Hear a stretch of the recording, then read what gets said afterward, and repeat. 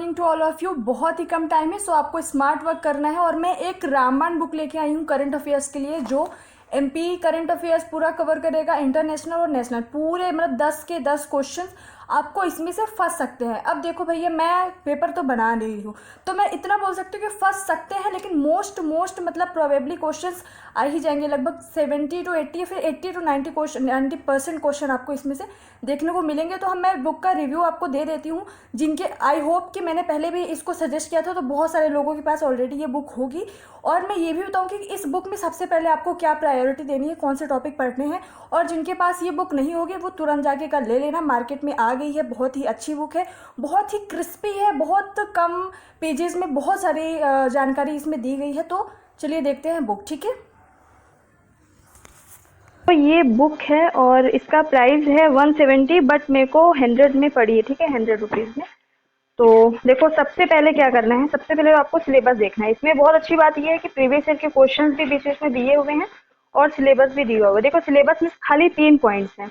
MPPSC जो आयोग है उन्होंने 3 पॉइंट दिया है। क्या क्या दिया है? महत्वपूर्ण व्यक्तित्व एवं स्थान, महत्वपूर्ण घटनाएं, भारत एवं मध्य प्रदेश की प्रमुख खेल संस्थाएं एवं खेल प्रतियोगिता एवं पुरस्कार। तो हमको इन 3 पे फोकस करना है। सबसे पहले तो हमको खेल संस्थाएं, खेल प्रतियोगिता एवं पुरस्कार, तो इनसे रिलेटेड टॉपिक इधर हैं। सबसे पहले देखो, ये खेल करंट परिदृश्य। अगर प्रायोरिटी की बात करें तो सबसे पहले हम जितने भी गेम्स हैं और जितने भी खेल व्यक्तित्व हैं उनको हमको अच्छे से पढ़ना है। तो खेल करंट परिदृश्य में प्रमुख खेल संस्थाएं, चाहे वो मध्य प्रदेश में हो, चाहे वो भारत में हो, चाहे विश्व में। अब इनमें भी प्रायोरिटी की बात करें तो सबसे पहले मध्य प्रदेश की खेल संस्थाएं, फिर भारत, फिर विश्व। फिर इसी तरीके से प्रमुख खेल अकादमी, फिर खेल प्रतियोगिताएं पढ़नी है हमको, और लेटेस्ट का पढ़ना है। इसमें सारा कुछ दिया हुआ, जो जैसे दिया है वैसे ही पढ़ना। फिर प्रमुख खेलों का वर्णन, और ये प्रमुख खेल व्यक्तित्व, ये एमपी का जरूर पढ़ लेना, कि जिन्हें भी अभी एकलव्य पुरस्कार और विक्रम पुरस्कार मिला है, द्रोणाचार्य पुरस्कार, और एमपी में और एक कौन सा पुरस्कार मिलता है, तो 3 पुरस्कार एमपी में मिलते हैं खेल में। तो उनके जरूर पढ़ लेना कि कौन सा खिलाड़ी किस खेल से संबंधित है, ठीक है। ये हुआ खेल से संबंधित। फिर उसके बाद हमको महत्वपूर्ण व्यक्तित्व एवं स्थान, तो महत्वपूर्ण व्यक्तित्व में हमको सबसे पहले इधर चलना है। देखो, ये है चर्चित व्यक्तित्व। चर्चित व्यक्तित्व में सबसे पहले एमपी का पढ़ना मोस्ट इंपॉर्टेंट है। एमपी का तो भैया करंट सबसे जल्दी है, तो सबसे ज्यादा इंपॉर्टेंट आता है। फिर राष्ट्रीय और अंतर्राष्ट्रीय, फिर नियुक्तियां पढ़नी है। तो नियुक्तियां में जैसे कि यहाँ पे एक क्वेश्चन आपको दिखाते हैं, एक मिनट।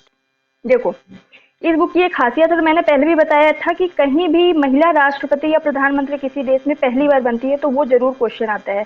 और ये 2021 का ही क्वेश्चन है कि किस देश की पहली महिला राष्ट्रपति बनी है? कटलिन नोवाक किस देश की बनी है? तो उसका आंसर था हंगरी, ठीक है। इस तरीके के क्वेश्चन आपको पढ़ने हैं। और मैं एक एग्जांपल देती हूँ।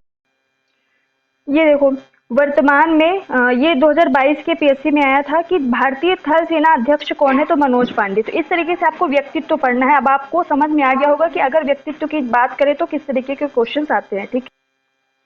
फिर उसके बाद बात करेंगे तो हम लोग देखेंगे कि महत्वपूर्ण घटनाएं। अब हम महत्वपूर्ण घटनाएं की बात करें तो देखो, मैं एक एग्जांपल देती हूँ, फिर उसके बाद मैं आपको पूरी प्रायोरिटी बताती हूँ, ओके। अब ये देखो, ये क्वेश्चन है 2020 का है। फरवरी 2021 में किस पड़ोसी देश को तख्ता पलट का सामना करना पड़ा? म्यांमार। मतलब आपको महत्वपूर्ण घटनाओं में वही घटनाएं पढ़नी है जो बहुत ज्यादा इंपॉर्टेंट हो। म्यांमार बहुत ही ज्यादा चर्चे में रहा। इसी तरीके से अभी रशिया यूक्रेन का युद्ध बहुत ज्यादा चर्चे में रहा है। और मतलब जितने भी, अगर कोई ऐसा कोई आपदाएं आई हो किसी भी देश में, चाहे इंडिया में हो, चाहे भारत के बाहर हो, तो मतलब ऐसी ऐसी आपको महत्वपूर्ण घटनाएं पढ़नी है जो बहुत ज्यादा इंपॉर्टेंट हो। और इतना तो इंसान समझ ही जाता है कि कौन सी घटनाएं इंपॉर्टेंट है और कौन सी नॉर्मल है। तो क्योंकि ऐसी घटनाएं तो 150 डेली होती रहती हैं, तो सब पे हमको ध्यान नहीं देना है, ठीक है। अब देखो, ये जो पूरा इंडेक्स दिया हुआ है, सारी चीजें आपको पढ़नी है, नो डाउट। मैं ये नहीं कह रही कि इनमें से आपको कुछ छोड़ना है, लेकिन मैं ये बोलूंगी कि सबसे पहले आपको देखो, इधर पहले खेल वाला निपटाना है आपको, ठीक है। जितने मैंने हाईलाइट किए हैं पॉइंट्स, खेल करंट परिदृश्य, खेल संस्थाएं, ये सारी खेल वाले पॉइंट निपटाने हैं। देन उसके बाद आपको क्या करना है? देखो, चर्चित व्यक्तित्व पढ़नी है, कौन क्या कहाँ, अभी रहने दो, चर्चित व्यक्तित्व। फिर नियुक्तियां पढ़ना, निधन शोक संदेश पढ़ना। फिर अभी के लिए ब्रांड एम्बेसडर, चर्चित प्रतिमाएं, इन दोनों को छोड़ देना। उसके बाद चर्चित लेखक एवं उनकी पुस्तकें पढ़ना। फिर पुरस्कार एवं सम्मान प्राप्तकर्ता, मोस्ट इंपॉर्टेंट, पुरस्कार एवं सम्मान प्राप्त करता है, ठीक है, ये पढ़ना है। फिर समारोह, उत्सव एवं महोत्सव एवं मेला, यानी मध्य प्रदेश में मोस्ट इंपोर्टेंट ये पढ़ना, सम्मेलन पढ़ना। फिर उसके बाद आपको आना है मध्य प्रदेश की योजना एवं केंद्र सरकार की योजना, तो अच्छे से। देन आपको अर्थव्यवस्था का करंट अफेयर्स पढ़ना है। फिर आपको रक्षा विज्ञान एवं प्रौद्योगिकी, स्पेशली चंद्रयान 3 और आदित्य L1 मिशन बहुत अच्छे से पढ़ लेना।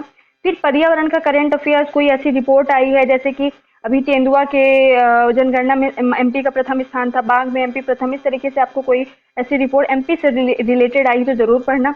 फिर प्रमुख ऐप, पोर्टल, पहल, अभियान पढ़ना। फिर मध्य प्रदेश भारत और विश्व में प्रथम 2022-23 पढ़ना है। फिर उसके बाद ये मैंने बता ही दिया है। इसके बाद जो बचे हुए टॉपिक है उनको आपको निपटाना है। फिर आपको पढ़ लेना है जैसे चर्चित प्रतिमाएं हो गई, स्पेशली मध्य प्रदेश में पढ़ना, ब्रांड एम्बेसडर हो गया, मंत्रिमंडल हो गया, संयुक्त सैन्य अभ्यास हो गया, प्रमुख ऑपरेशंस हो गए, तो सारी चीजें आपको पढ़ना है। अब मैं इस बुक की एक और खासियत बताती हूँ। अब देखो, ये जैसे कि पूरा मंत्रियों के नाम दिए गए हैं, विभाग, मतलब ये करंट अफेयर्स दिया गया है, लेकिन साथ में देखो यहाँ पे आपको स्टैटिक पोर्शन भी दिया गया है कि 91वें संविधान संशोधन 2003 के अनुसार। तो देखो कभी कभी क्या होता है कि स्टैटिक पोर्शन से वही क्वेश्चंस आते हैं जो करंट अफेयर्स में ऑलरेडी चर्चा में होती है। जैसे कोई राजनीतिक दल, अभी करंट अफेयर्स में जैसे राजनीतिक दल में बदलाव हुआ, 8 थे पहले, अभी 6 ही राष्ट्रीय राजनीतिक दल बचे हुए हैं। तो मैं भी राजनीतिक दल से स्थापना पूछ लिया जाए कि कांग्रेस की स्थापना कब हुई, बीजेपी की स्थापना कब हुई, सपा की स्थापना कब हुई। तो इस तरीके से जो भी टॉपिक्स करंट में अभी बहुत ज्यादा हाल ही में चर्चे में, उनसे रिलेटेड आपको स्टैटिक पोर्शन भी अच्छे से आपको देखना है, ठीक है। ये देखो जो ऐसे वन लाइनर जो फैक्ट दिए हुए ना, घटनाएं, आई होप दिख रहा होगा, जो वन लाइनर फैक्ट्स दिए हुए हैं, घटनाएं, अंतरराष्ट्रीय, एमपी और नेशनल, तीनों को बहुत अच्छे से आपको रटना है। ये वन लाइनर फैक्ट ना बहुत ज्यादा नंबर दिलाते हैं, क्योंकि आपको बस 1-2 बार देखना रहेगा और आपके नंबर, मतलब 2 नंबर एकदम फिक्स हो जाएगा एक क्वेश्चन में, ठीक है। तो ये बुक बस बहुत ज्यादा भी नहीं है, पतली बुक है।